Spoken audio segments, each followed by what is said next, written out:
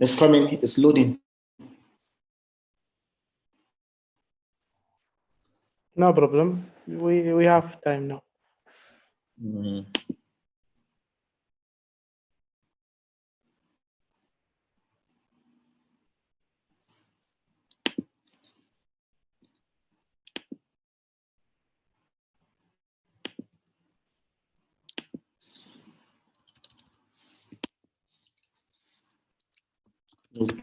Isaac at gmail.com.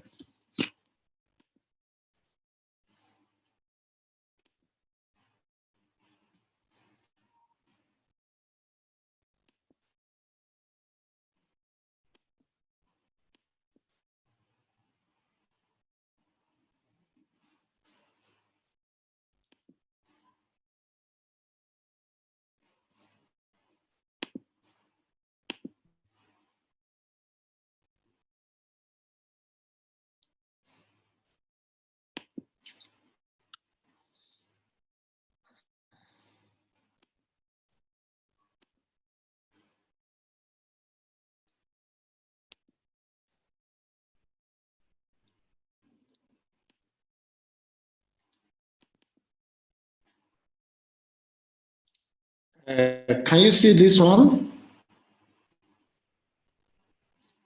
Yes. Sheikh Abdullah. Yes, I can see it. The sharing. Can you see the logo of Kuwait, Jamiat Kuwait? Yes, I can see. Okay, that's fine.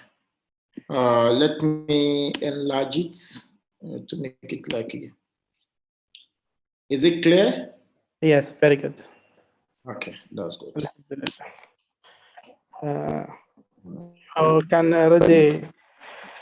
We want to start. بسم الله الرحمن الرحيم والصلاة الحمد لله والصلاة والسلام على نبينا محمد وعلى آله وصحبه ومن تبع إحسان يوم الدين أما بعد. We would like to welcome Professor Luqman Zakaria. Then we want to thank you for accepting to make a lecture in the Islamic Finance Club. You are welcome, Doctor. Also, we would like to announce that there is a link for WhatsApp group in the chat. If you want to enjoy in our group, please click in the link. Professor Luqman, you can start now. May Allah help you to explain this lecture. أعوذ بالله السميع العليم من الشيطان الرجيم بسم الله الرحمن الرحيم إن الحمد لله نحمده ونستعينه ونستهديه ونتوب إليه ونعوذ به من شرور أنفسنا ومن سيئات أعمالنا أما بعد السلام عليكم ورحمة الله تعالى وبركاته. I welcome all of you to this second lesson of our Islamic finance, where we are talking about sales contracts in Islamic law, that is al-buyu' fi al-shari'ati al-islamiyyati. Last week we talked about the concept of al-buyu' and we explained to us some of the conditions of al-bay' and what makes bay' sahih and what makes it fasid. Today I'm going to talk about the al-buyu' al-manhiyu or al-buyu' al-manhiyun anha, and I make it in English: disapproved and prohibited sales in Islamic law. The reason why I made it like that will be explained very soon, inshallah. Why did I put it disapproved and prohibited? And I didn't say prohibited sales in Islamic law. This topic will include introduction to the course, where I will talk about underlying principles of sales contracts in Islamic law, that is القواعد والضوابط في عقود البيوع في الشريعة الإسلامية. Then I will talk about elements of prohibition. What are the anasir of the tahrim? After that introduction, I will go to the main topic of today's class, which is types of prohibited sales contracts in Islamic law and why al-buyu' al-manhi anha fi shariat al-islamiyya. And in these, I will talk about three things. First will be prohibited things because of gharar. Things that were prohibited in Islamic law because of the gharar, uncertainty, ambiguity in them. And the second one will be on the jahala, the one that are prohibited because of the jahala, the ignorance in it, unclarity in it. And the last one will be based on prohibited because of moral hazard. That is something that is prohibited because of the moral aspect of it in Islam, akhlaq in Islam. I hope you are with me. I just want to be paused and interval so that I know that people are listening and I'm not yet cut off from the forum. So if you cannot listen to me or you cannot hear me, please quickly raise your hand or interrupt me. I will be able to communicate effectively. Sharia has made, now? Is it clear? No problem. We don't have any problem. It's clear. Okay, thank you. Sharia has made all sales permissible. Everything is permissible in terms of transaction in Islam, except what Allah subhanahu wa ta'ala exempted from these type of sales. Meaning that nitaq al-mubihat or al-halal awsa min nitaq al-muharramat. That is, what is it is allowed to do in the sales are more than what is haram. In other words, in the qaida, al-aslu fil mu'amalat al-ibaha. The fundamental principles in any transaction, any interaction, any sales, it is permissibility, except what Allah subhanahu wa ta'ala has prohibited. And there is no any reason why any scholar or any Muslim will prohibit something that there is no any clear cut. That is, there is no any decisive text. Al-adilla al-qat'iyya ala tahrim. If there is no any qat'iyyat min al-adilla al-tahrim, if there is no any qat'iyyat that this is prohibited, then the Muslim scholars, they are very conscious of saying this is haram. Because Allah subhanahu wa ta'ala has said in the Quran, وَلَا تَصِفْ أَلِسْنَتُكُمُ الْكَذِبِ هَذَا حَلَالٌ وَهَذَا حَرَامٌ لِتَفْتَرُوا عَلَى اللَّهِ الْكَذِبِ. Never let your tongue to say this is halal, this is haram, in a falsehood, in order to lie on Allah. So it is not good for a scholar to pronounce something haram without any dalilun qat'iyyun, decisive evidence. And that is why when you see me, I said disapproved and prohibited sales. That is al-ashya al-makruhat wal-muharramat. Because most of the things that I will be saying in terms of the sales, not all of them are categorically prohibited. Some are debatable among the scholars. Some scholars will say it is haram. Some will say, no, it is makruhat. At least when we pronounce it makruhat, not haram. So that is why it is good for all Muslims to know the nitty-gritty, that is, يعني متضمنات هذه البيوع. Other than that, one may be doing something wrong, thinking that it is right, or pronounce something that it is haram, but it is not haram from Allah's point of view. And when you see the verse in Surah Al-Baqarah, Allah says, وَأَحَلَّ اللَّهُ الْبَيْعَ. He permits bear, that is, any types of bear. وَحَرَّمَ الرِّبَى. But he prohibits a riba. And riba is nur minal bay. Is a nur minal bay. But Allah subhanahu wa ta'ala exempts that part of sales and pronounce it haram.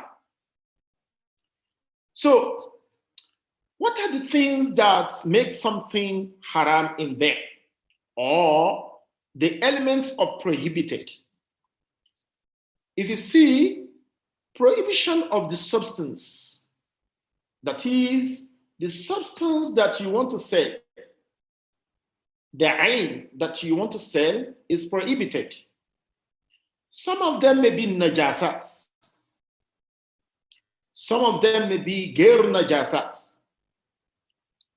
The type of najasat is adam, al-mayta, and so on and so forth, and khinzir. And some of them, which is not najasat, though is debatable, is al-kalb, and specifically al-kalb al-ma'alla, the one that has been trained, and we use it for protection and for any other things that is beneficial for human being. That is about the first category. I will not go into these because it is not part of the scope of today's class. The second one is prohibition of riba. Some of the bay that is prohibited because of the riba in it. And riba, as Muslim scholars have defined it, is classified into two. Riba nasi'a, one that is prohibited because of the increase in delay. And the other one is riba al-fadl, the increase in quantity and quality of the commodity. Today is not the day for talking about riba. Next week, inshallah, we ask Allah to make us, to spare our life to see the day and to see the week next week, Tuesday. We'll be talking about riba extensively and types of riba and why riba is riba and what constitutes riba and why Allah subhanahu wa ta'ala prohibits riba. But the one we are going to talk about today is the one that involves what they call al-gharar. And here I said al-gharar fahish, tolerable, and gharar ghair fahish. But in this category, I classify it into three because it is interwoven, that is, it close to each other. Some of them are umum and ba'daha khusus. So we have what they call al-gharar itself. We have what is prohibited because of jahala, the ignorance in types of things we want to sell or we want to buy. And one that is prohibited because of the moral ground, that is al-akhlaqiyat wal-adabiyat fil ma'amalat. So let us start from al-gharar. Are you with me? Hello? Yes. Okay, thank you. I just want to know that you are with me. Sometimes when we don't see each other, we don't know whether we are connecting or not. Thank you, Brother Abdul Latif. Welcome. So, al-gharar. Teacher, maybe What is gharar? Now, maybe 130 people with us and listening for you. Okay, thank you very much. I've seen some of them that there are almost 100 or more than 100. Al-gharar literally means uncertainty. يعني لم يتيقن غير متيقن, ambiguity, and also danger. يعني في الضرر للإنسان. But technically, بيع الغرر refers to a sale contract that is attractive to the possessor in its form, but unknown and ambiguous in its substance. Yani, when you see the sale, the commodity, it is very attractive, jadaba. It calls people to come and buy. But when you go into it, it is unknown. You do not know what is inside or what is the consequence of the commodity. Al-gharar also refers to ambiguity in a sale contract that may lead to unknown results. Yani, when you buy something, you don't know what you are going to get at the end of it. I will explain all of them later, but I'm just trying to give you the definition of what is gharar before we go into detail. Or in another word, sale of a thing that is not present at hand, it is also gharar. Something that is not with you, you do not see it, you don't have it, and you just put money on top of it to buy it, and when it is delivered, you do not know whether you are going to benefit from it or you are not going to benefit from it.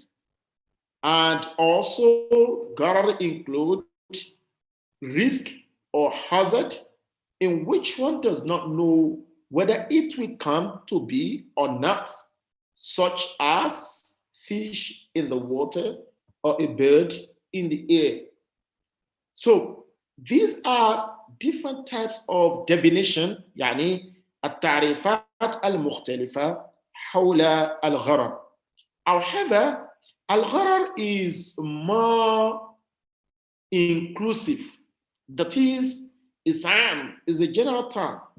When the Prophet ﷺ prohibited, he said, an hadith Abi Huraira, نهى النبي صلى الله عليه وسلم عن الغرر. And after that hadith, there are different types of hadith that come from the Prophet sallallahu alaihi wasallam, indicate specific sale that leads to al-gharar. However, what is the essence or why Allah subhanahu wa ta'ala and his apostle prohibit al-gharar?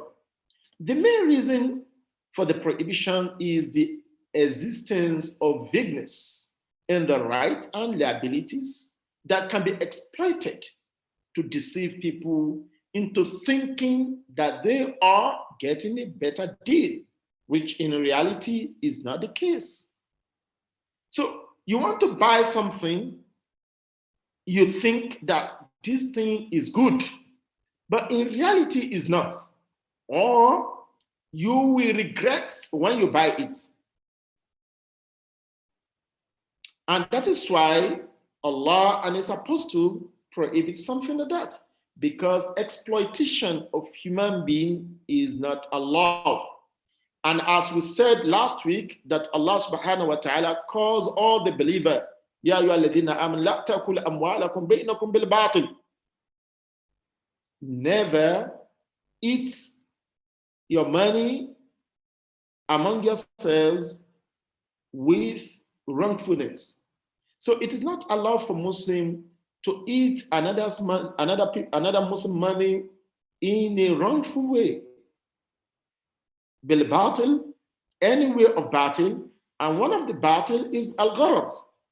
When you say something for a human being, and there are some hazard that it, or they will not benefit from it, or they will regret as a result of buying it.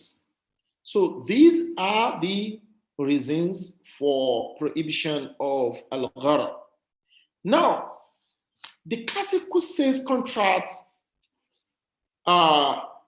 which the Prophet ﷺ has prohibited or disapproved, can also be seen in the modern way of transaction. I will mention few of them, but there are many that the Prophet ﷺ mentioned and in different pattern of hadith. One of them is Bay'ul Hasad.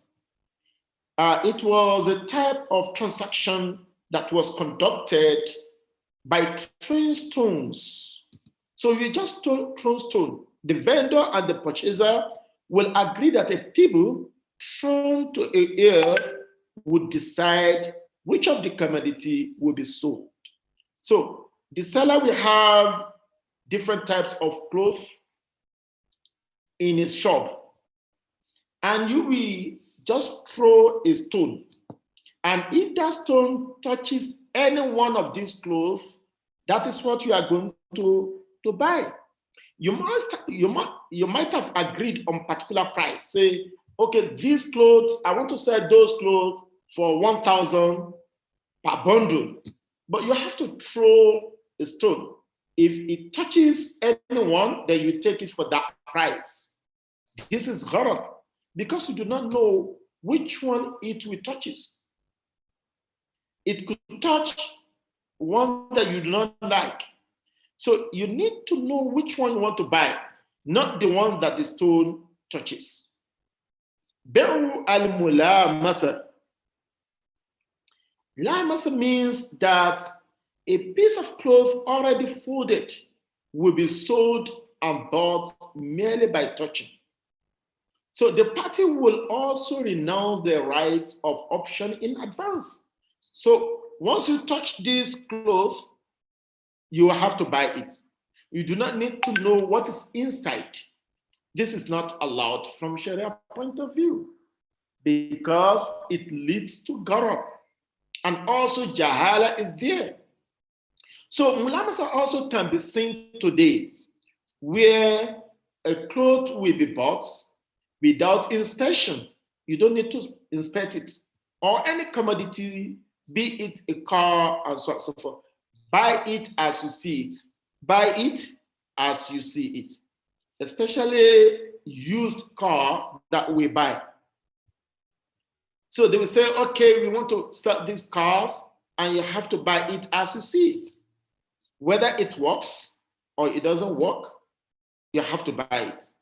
This is al-gharar. Islam doesn't permit it. There al-munabadha. Well, munabadha also is a kind of throwing something, but it is quite different from al-hasad. It was a sale conducted by throwing a cloth. They will throw the cloth or the article or the apples or a pebble from one to another to signify the sale without any examination. So each one of them will say, this is for that. Whatever touches or you have, it is for you. Let me give you an example. We are in the markets and we bid for, let's say, a cloth, maybe different types of clothes. And the seller will just throw anyone or throw all of them. Which one you take is the one you will buy. So you do not need to inspect it, or you do not know which one you will have. Say the sellers throw 10 clothes or 10 articles, and you take only one or two of them. Other person takes another one. That is what he should buy. He doesn't need any inspection on this commodity. This is munabada. Muwasafa is a kind of bay that they will also explain to you that this is an article I want to sell, and that had not been possessed or inspected by the buyer of this commodity. So the short selling will only be described and its delivery will be made later. This is a kind of mudaraba or murabaha, sorry. It's a kind of murabaha where someone will buy commodity for you, but it will explain to you it is a car of Mercedes and this and that, and it will be delivered to you in so time. The gharar in it is that if it doesn't specify the kind of car, the type of car, and so on and so forth, you may regret to buy it. And there is a kind of ambiguity, uncertainty in that sale. Beru al-muzabana, it refers to exchange in which fruits of unspecified weight were sold in bulk for a definite weight, measure, or number of some of other fruits. For example, you can exchange an unknown amount of green dates for a definite measure of fried dates. So when you exchange unknown amount of dates with another measure one, we do not know the way of that unknown one, and you want to take a known one. There is no any balance in the sales. So in that case, it cannot be exchanged. It cannot be bought with unknown one. Both must be known to the two parties. The other one is Bear al-Mukhadara. That is from the farmer part of point in the pre-Islam. So the farmer will sell their fruits and vegetable or grain before they started to ripen. This will give rise to disputes because of the fluctuation in the quantity and quality of this commodity or other losses that may happen. So the Prophet says, do not purchase fruits till their quality is evident. وَلَا تَبِعُوا الثَّمَرَ حَتَّى يَبْدُو صَلَاحُهَا. So the reason why this is prohibited is that we do not know the quality of that fruit that coming. It's not yet ripening. So if it is not ripening, you cannot sell it because you do not know whether it will be good or will be bad, whether it will be heavy or it will not be heavy. So you cannot sell something that the quality and quantity is not sure, especially when it comes to agriculture. Bear al-Ghaib is also there, and it is also described as bear something that you cannot see, especially a bird. Oh, I want to sell my bird that has flown to somewhere. I do not know whether it will come back or will not come back. Or my animal, my sheep, my goats has gone in the morning and I'm selling it and the buyer couldn't see it. You cannot do that. Though someone may ask about buying a car from America that you do not see and they want to ship it from America to you. Yes, that will be talked about next week when we are talking about a riba. But it's a kind of bear salam or bear al-istisna. So these are exemption from the general principle of sales. But generally, bear al-ghaib muharram. Bear al-haml, or sometimes they call it habal al-habla. That is, sales of what is the womb of the animal. To say that, oh, my she camel is pregnant and I want to sell what it conceived. You do not know whether it is she camel or it is not she camel, whether it's dead in the womb or is not, whether it will come alive or it will come dead.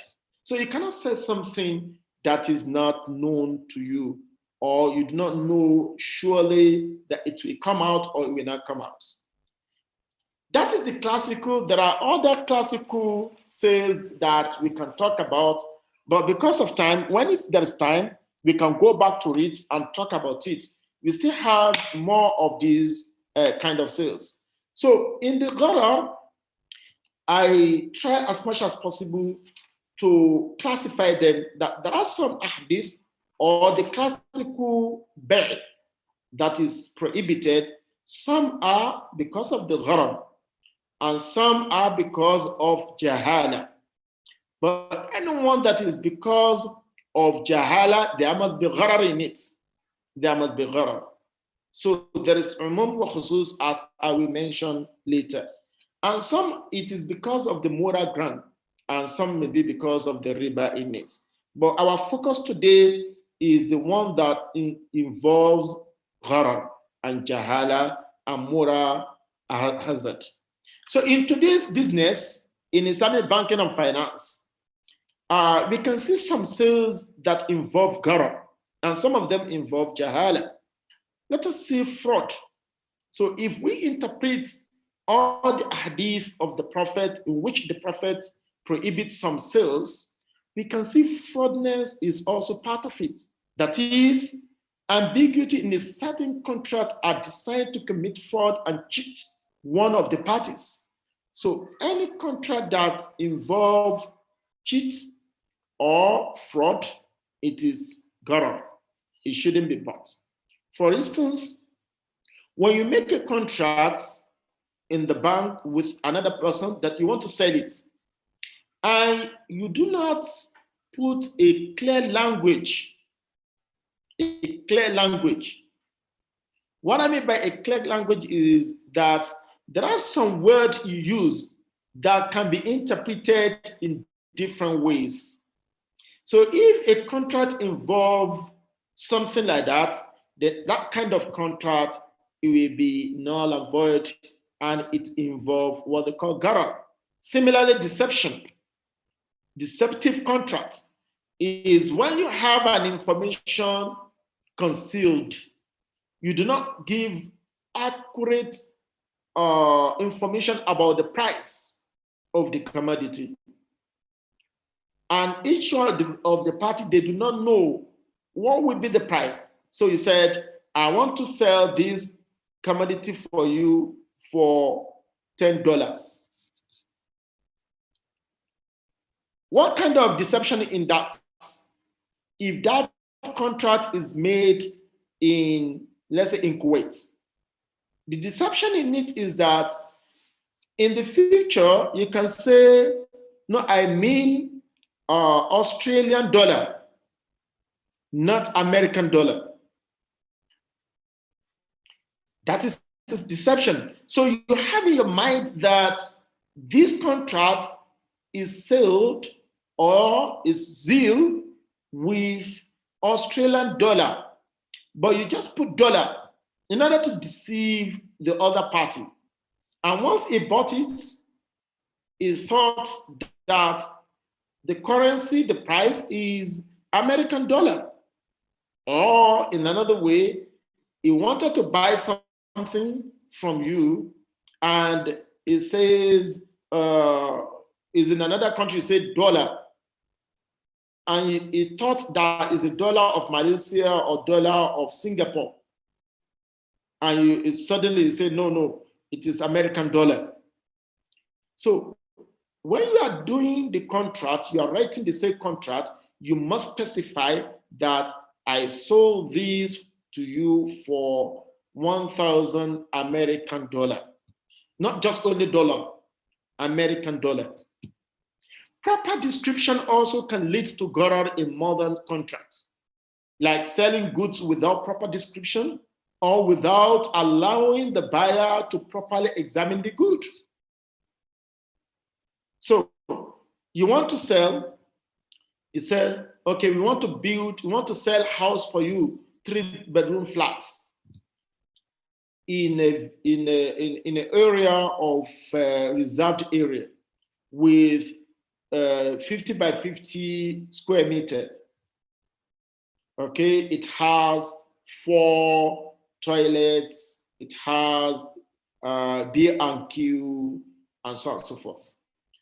However, there are other things that you need to mention that could give the commodity, the house, a very good value, or simply because it is in a GRA, affluent area, The buyer thought, oh, any house in that area must have swimming pool, must have these parking lot and this and that.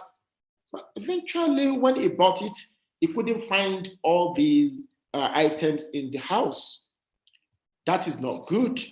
It's a gharar, and it is not allowed from Sharia point of view.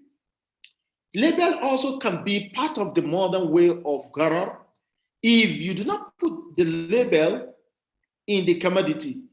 So gharar can exist when a certain product is sold without label. You do not put label to give us the ingredient.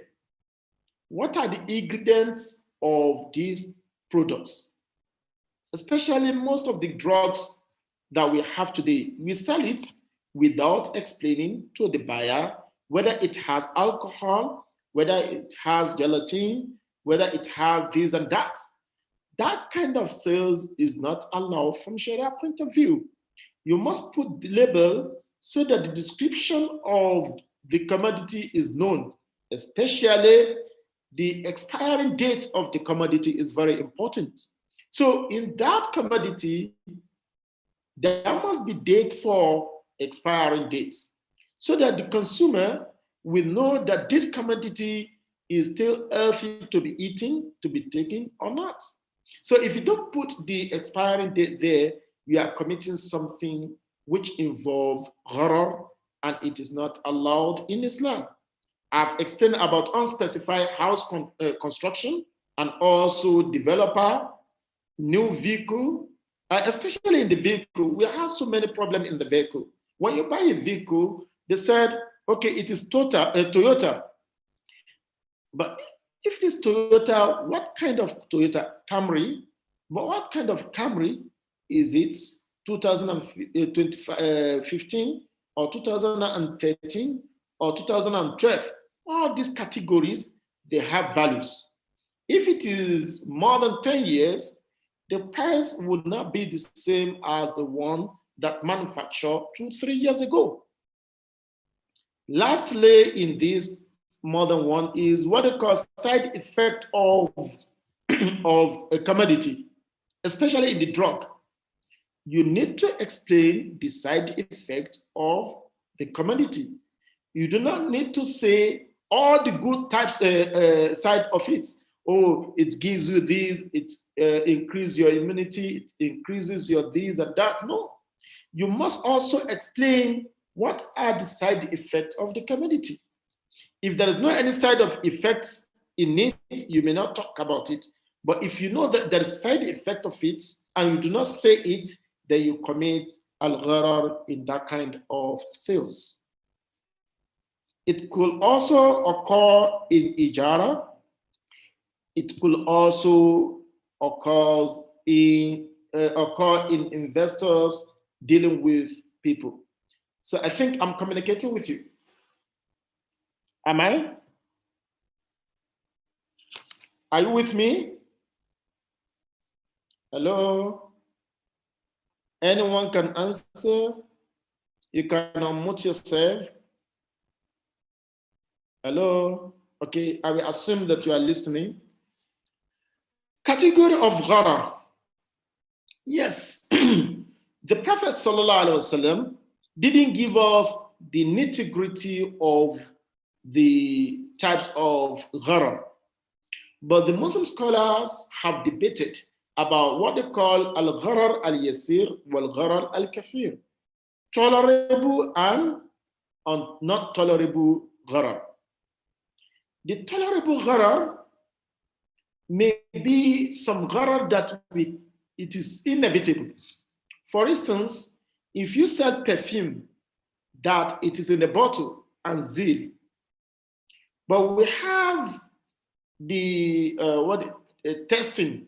So you test the perfume and you see that, oh, the odor is very nice and you bought it.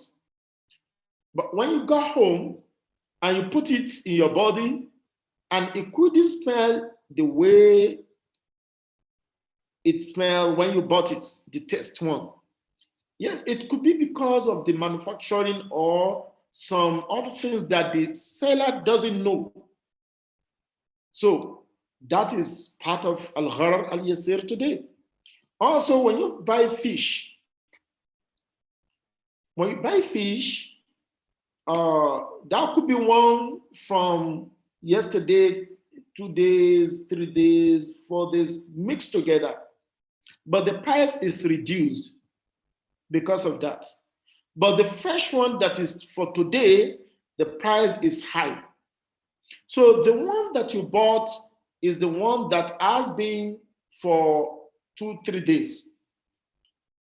Those gharar can be tolerated. However, what is not good for the seller is that to mix the old fish with the new one and sell it at the price of new. They committed what they call gharar, and there is no any blessing in that kind of sales. However, how to know the gharar al-kathir that is not tolerable is when it is obvious that this thing can come in another way. For instance, you said you want to sell me a car, and it's a Toyota, but I don't know whether it is new model or not new model. But you put the price on it. If I buy it, I'm trying to gamble. It's a gambling. And you are not also supposed to have it to sell it, because you have to have all the specification of the car before you put it on sale. So the Muslim scholars are not in agreement on what is tolerable and not tolerable. There is no any agreement. Some will say, okay, this commodity is tolerable as it is. Some will say, no, it is not tolerable because of this and that. So we have to go back to the book of fiqh to see what kind of sila, that is commodity, that could be accepted to be tolerable in terms of gharar. And we should know the one that is said. But in the modern contracts, sales contracts, it is very difficult to know. But at least if the two parties are sincere and the maximum thing they can know about the commodity is explained, then any other thing that is unknown, which could not affect the commodity, especially in terms of using it, make use of it, then it will be tolerable, it will be classified as al-gharar al-yasir. But anything that is in the commodity that would deny the buyer to use it and the seller knows it, then that will be al-gharar al-kathir, not tolerable al-gharar. Principle covering al-gharar. So in other words, for what I've been saying, al-gharar in terms of the essence of the contract could include two sales in one. So I've mentioned that last week. We also mentioned it in the subsequent class in the riba, where we talk about combining two sales together. So if you combine two sales together, then there could be a kind of element of gharar, or al-jahala, in the sense that when you tell me that if I sell you this, you will buy something from me. Islam doesn't allow that. Down payment also mentioned as one of the principles and criteria, but I put that under the moral hazard of al-bay'u al-manhiyu anha. People touch and toes sales, suspended, that is ma'allaq sales. So if you suspend that until when something happened, then the sales will be for you. That is not accepted.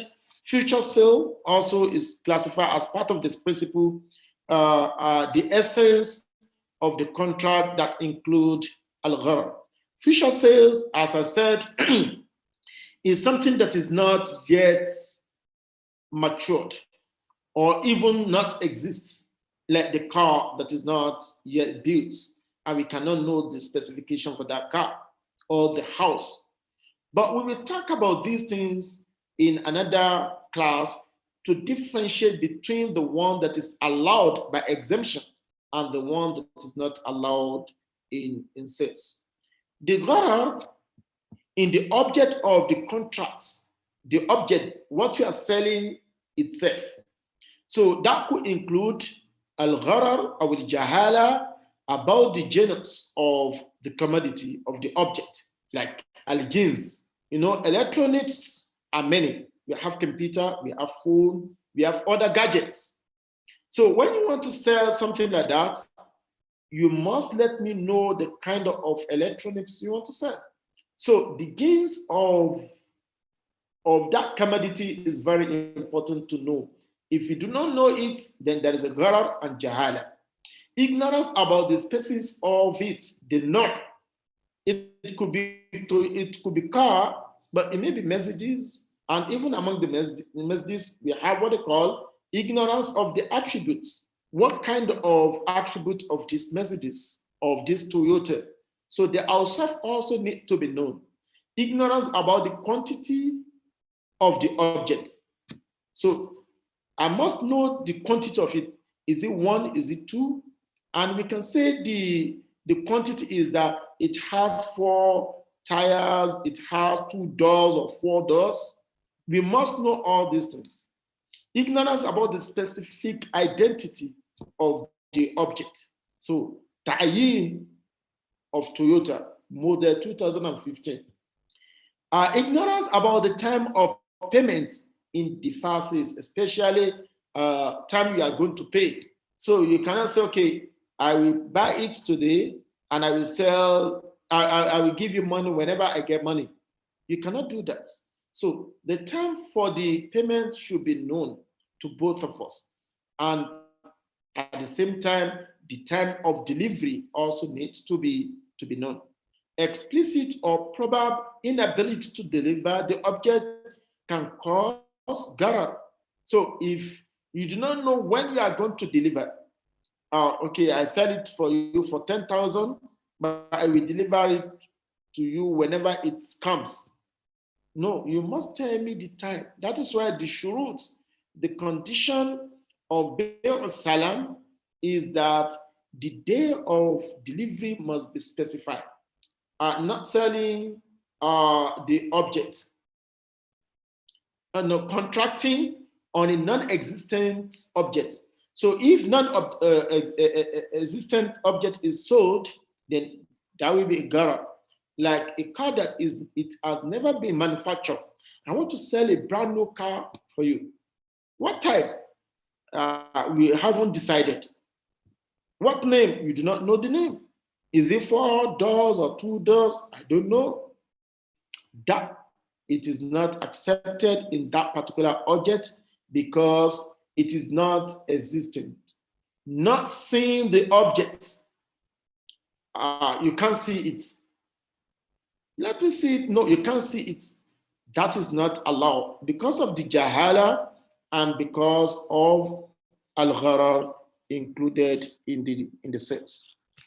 Now, here I mention what I've mentioned before, but more examples are given here, which I will ask you to read.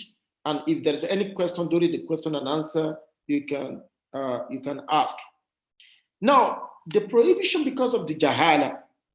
Jahala is about ignorance, foolishness, and so on and so forth. But technically, it's doing something without sure knowledge, certain knowledge. So if you are buying something without certain knowledge of it, then that will be jahala. So you don't know the type of the car, is jahala. You don't know the type of the dates, is jahala, and so on and so forth. For example, buying something without knowing its specification, as I said, is a kind of jahala that also include al-gharar. There is a fine difference between jahala and gharar. So in a sales transaction, if a person is unsure whether he will be able to get the subject of the sale or not, it will be a transaction involving gharar. If you don't know whether you will get it or you will not get it. Like I told you that, okay, you saw my animal, my sheep, my goats, you know it very well. But it's okay, I sell it to you for 1,000. When it comes back, I don't know whether it will come back or not. Or the Mercedes you see in my house every day, yeah, I know it is a 4 doors, is a type of this, it's 2015. But you said it has been taken to another city, but I want to sell it. That is haram. If I put money on it, I'm not very sure whether that car will be returned back safely in good condition or not. That is quite different from if you buy something lying in a closed cabinet of the seller, is closed. It will be transaction involving jahala because the buyer is sure to get the subject. Yes, I know that I can get it, but it is not sure about its specification. I don't know kind of cloth in your cabinet. I don't know kind of fish in your store. I know there is fish, but I do not know the specification. So that is jahala of the awsaf of the commodity. So when the awsaf, the attributes, the specification of the commodity is not known, but we know for sure the kind of it, the genes of it, then it could be al-jahala. But if you do not know whether that aim of commodity will be gotten, will be returned back to you, then that is gharar. It's like a gambling. So jahala is about not clarity about the parties or the right and obligation, the goods or the price. It's also a part of gharar. So all jahala is gharar. So the absence of jahala requires that the commodity must be defined and its specification clearly indicated.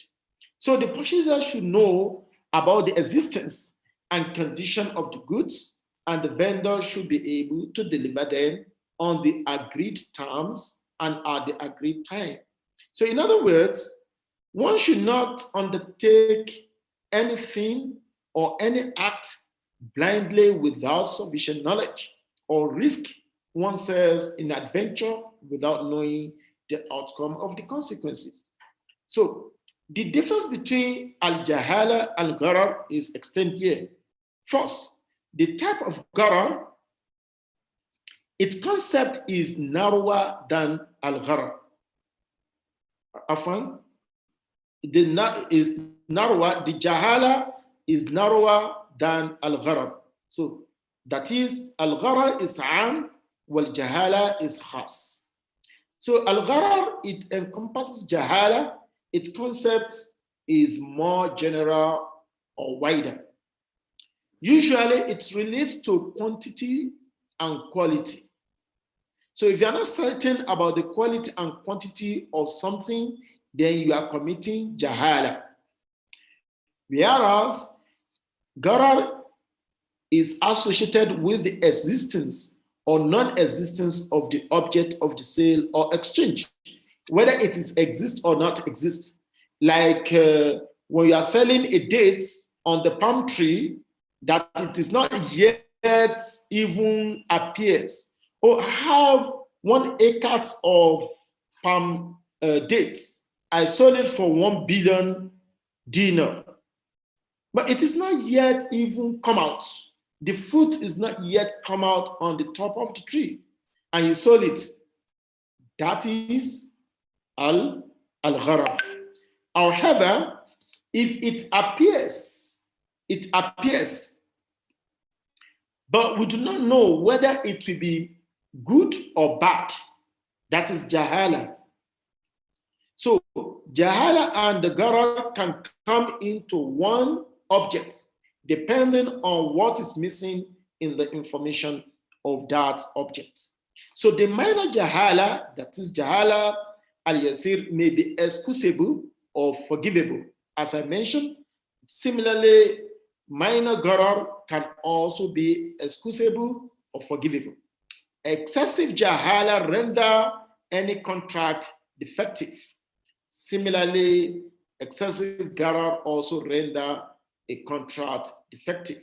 So it could be batil, it could be fasid. So every jahala that invalidates a communicative contract is necessarily a gharar. That is, all jahala is gharar and not all gharar is jahala. The last segment of our class today is something that is prohibited because of the moral hazard. One of them is bargaining on other bargaining, as-sum al-akh, which is prohibited by the Prophet sallallahu alaihi wasallam. So you cannot buy what your brothers has bought is not good. Now there is difference between musawama and bay' ala bay'ah. For instance, if I want to sell something for, let's say someone comes, he wanted to buy it from me from 100 dinar. And when we are talking, another one comes and he offered me 200 dinar. And I sold it to the 200 dinar. The majority of scholars, they said there is no problem on this. But what is not allowed is that if we have concluded the contracts, I've bought it, I've even paid, or I haven't paid, but we concluded the contracts, I just need to pay. And you just came in, you say, oh, I can offer you more than that. Return the money back to the buyer. I will pay you more than that. That is what the Prophet is prohibiting in that hadith that we shouldn't do. So it implies distracting a customer by offering a lower price or superior quality of an article. So it is not allowed from Sharia. Like to say, I can sell you the same thing for a lower price. So it could be for the buyer. If the buyer want to buy something, for 1,000 and he has concluded, but he just came, don't buy it, I have it. I can sell it for you for lower than the price you want to buy it. That is not allowed. And it includes what they call as-sum al-akh. Okay? Also, stopping a seller, talaqi rukban, is also part of the moral hazard, including in what the Prophet ﷺ has requested Muslims not to do. So it means that meeting a seller who is on his way to a market, especially the badi, the caravans, and buying its merchandise before its arrival at the markets, so that you can sell it in a higher price, or you can buy it from him in a lower price because he doesn't know the current price in the markets. So it's not good to buy something like that because you may inflate the price or you may cheat the caravan who doesn't know the price in the market, and you just bought it in a very cheap and you sell it in a current price in the market or higher price in the market. The Prophet say, do not go to meet the caravans on the way. Okay, so Ber al-Muzayada, this is very common in auction, where someone will come, he doesn't have mind to buy, but he has been organized and arranged that he will put the price up so that someone who wants to buy will not buy it at a good price. Say it is 1,000, you put 1,200, and you do not need to buy. You don't have an intention to buy, just to inflate the price of the commodity. This is not allowed from Sharia point of view. Contentious says, I think that one will be explained better in Al-Buyu' al-Rabawiyya, which I will explain some of them, but permit me to quickly touch these four. The first one will be the down payments. The Muslim scholar debated on it, and some scholars said it can be allowed based on the urf. The other one is purchase sale. So I will talk about this one, inshallah, next week in a very extensive way when I'm talking about riba, because it includes riba and also include moral hazard in the sales.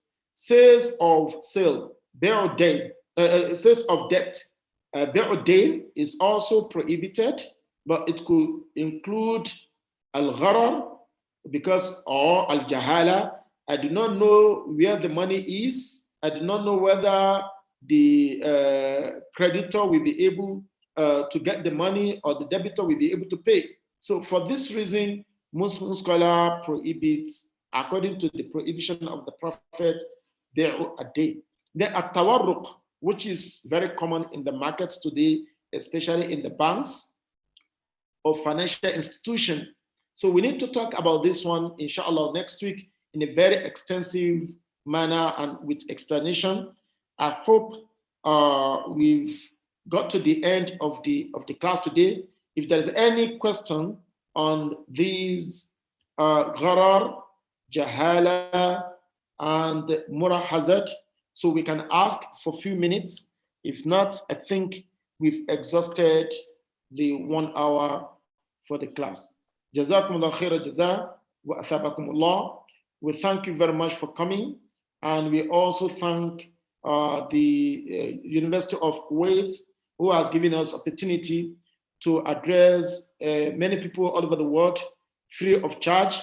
We ask Allah subhanahu wa ta'ala to put these work, these activities, fi mizani hasanatihim, and all those who are in charge of the program in Nadi al-Iqtisad al-Islam. We ask Allah subhanahu wa ta'ala to give them reward of their activities and to make these activities beneficial for the ummah. أقول قولي هذا أستغفر الله لي ولكم ولجميع المسلمين إنه هو الغفور الرحيم والسلام عليكم ورحمة الله تعالى وبركاته. وعليكم السلام ورحمة الله وبركاته. Thank you for Professor Luqman Zakaria for the helpful lecture. We are so happy about it. Now we have time for a question. Anybody want to ask Professor? You can make raise hand, and we want allowed him to ask him. Now we have one question from Amal. She asked, I think color made by the seller. However, the jahala means the buyer take for goods blindly. Is it correct? The buyer takes the good blindly. Yes, the gharar is from the seller, as is said, yes. But the buyer takes the commodity blindly. Also, it may not be blindly, but the buyer doesn't tell, the seller doesn't tell everything about the commodity, or he lies about the commodity as well, or he doesn't say what he's supposed to say about the commodity. As I said, if you put the label in the commodity, you explain the benefits, but you do not explain the side effect, the darar, that if I use more than 2-3 of this commodity, it will affect my kidney, it will affect my liver, and this and that. You didn't mention that, and it does it. So that is al-gharar from your side, from the seller. But the buyer doesn't know. He may not be an expert. So not blindly always from the buyer, but sometimes it could be a blindness from the buyer that involve الغرر والله تعالى أعلم. Thank you, Professor Luqman. Somebody asked us they want this paper. We already published in the social media, and we have a group on WhatsApp for this lecture. If you enjoy, you can see this paper. Maybe it's أخ وضح. We won't allow to you أخ وضح. You can ask now. Assalamu alaikum. وعليكم السلام. Thank you, Prof. Zahria, for this informative lecture. I just would like to ask if you could just differentiate between the sale al-mukhabara and the contract in Islamic finance, which is salam or istisna. Is it not the same, or what's the difference between them? Between bear al-mukhabara, Mukhabara, which you have mentioned at the beginning of the lecture. okay, and to compare it with what? With like istisna or salam. Okay. Istisna and salam is exempted from this one. So if the sales is unknown,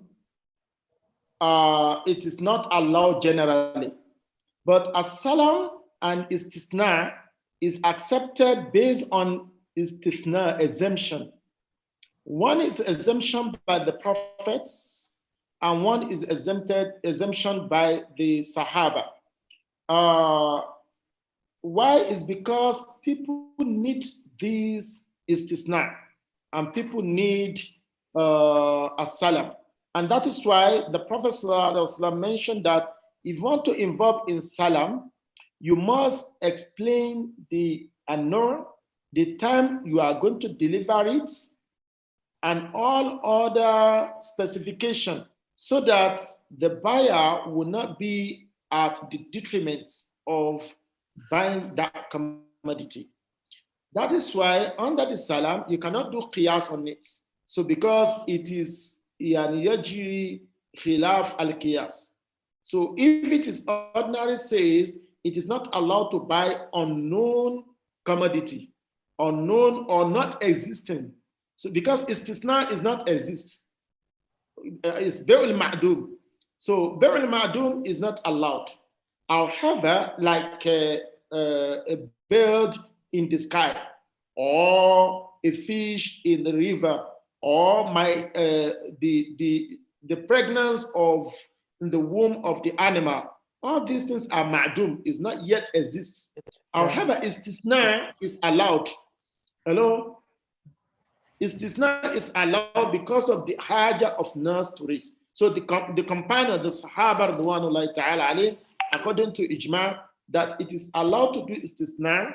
That is, I want to do the manufacturing of house, or I want to build the road, I want to build the company, but you have to tell them all specification of the house, even the color you want to you put on it, the types of the tiles you want to use, and so on and so forth. All these specifications must be mentioned. Once you do that, then the issue of al-gharar wal-jahala will be eliminated. So that's the difference between it. Wallahu ta'ala a'lam. Alhamdulillah. At the end of the lecture, we want to thank the Professor Luqman. We will meet, inshallah, next week at 4 p.m. Kuwait time. Assalamu alaikum wa rahmatullahi wa barakatuh. Thank you very much, Brother Abdul Latif. And inshallah, I will refer back to this lecture and last week lecture for my next week lecture. So I want all of us to read the slide for last week and for this week, so that we can be with us when we are explaining the kind of al-buyu' al-rabawiyya that Allah subhanahu wa ta'ala prohibits, and the reason, and in order to differentiate between the reason of riba and the reason behind al-gharar wal-jahala and so on and so forth. Thank you very much. Fajazakumullah khair al-jazaa. Thank you. Assalamu alaikum wa rahmatullahi wa barakatuh. Wa alaikum assalam wa rahmatullahi ta'ala wa barakatuh.